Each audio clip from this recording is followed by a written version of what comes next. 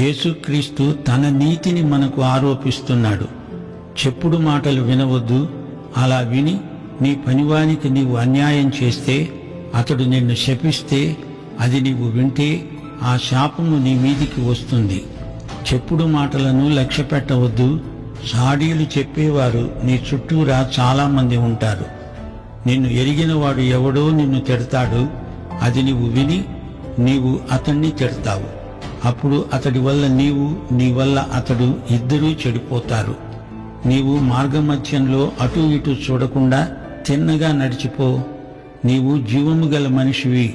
ఉసూరుమంటూ తోటకూర కాడలాగా ఊగిసలాడవద్దు. నీవు క్రీస్తుకు మాత్రమే చెంది ఉన్నావు. నీ యజమాని సైతాను కాడు, లోకం కాదు, శరీరము కాదు, నేత్రాశ కాదు, జీవపు డంబము కాదు. వేషధారణ బ్రతుకు మానేయి.